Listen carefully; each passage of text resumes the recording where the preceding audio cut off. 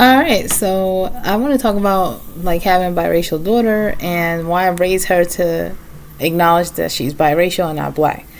So basically, the way that I look at it is very simple. And the experiences are different. When you have a parent that's not the same identity or race as another parent, that's a interracial marriage or interracial connection at one point.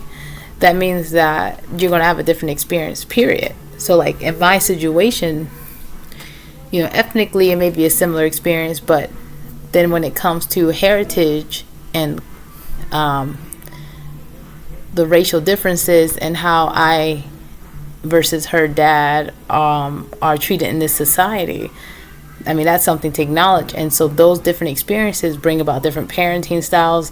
And even though I'm divorced, I still raise her to acknowledge her white heritage. And the reason why is mainly because if she denies it and she doesn't identify as who and what she is, what happens is a lot of times, and this has happened in history, people who are of mixed ancestry will take the spaces for people who have the experience of, having two black people in a household and having more ethnic identifiers. Like, so for example, I'm undeniably a black woman,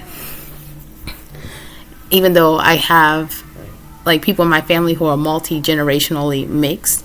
My experience from two parents that identify as black and also are visually multi-generationally mixed of African descending, their experience is different than, her father was Italian, and her, because she is not just like biracial, but her experience is going to be different because she's in appearance ethnically ambiguous.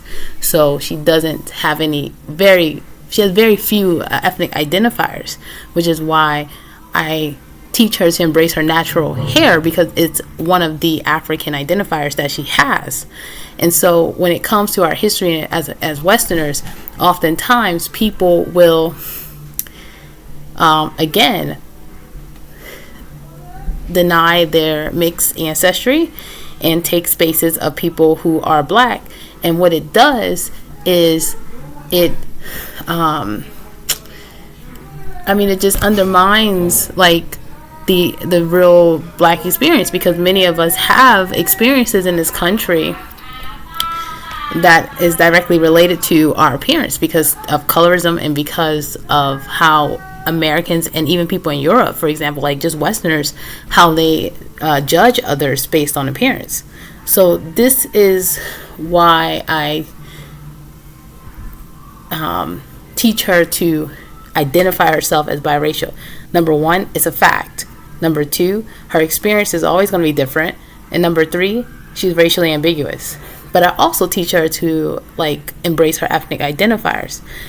And we have this sad trend in our community where people want to deny or even erase their ethnic identifiers, which I'm against. I've always been.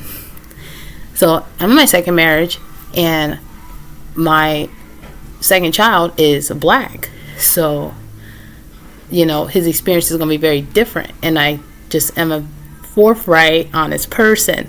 In media and in like literature and even in our history, like again, there's this division and there's issues with colorism, but the main problem that has always been a situation in which many people of mixed ancestry who are MGM, multi-generationally mixed or biracial, taking spaces for people who are predominantly black, like myself. Like even though I have like grandparents who are multi-generationally mixed, they paired with, and I can prove this through census, through ancestry.com, with Negroes or black people. And so therefore I'm overwhelmingly of African or Aboriginal origin. And the reason I say that is because we've been here for several generations, so many African Americans are also indigenous. But that's a whole nother topic in a whole nother video. Nevertheless, this is why I choose to teach her to identify as biracial. And I'm only one person. I can't speak for everybody because not every person who's biracial will look ambiguous like my daughter. Anyway, if you have any comments and you want any for me to make any more videos addressing this topic, comment below.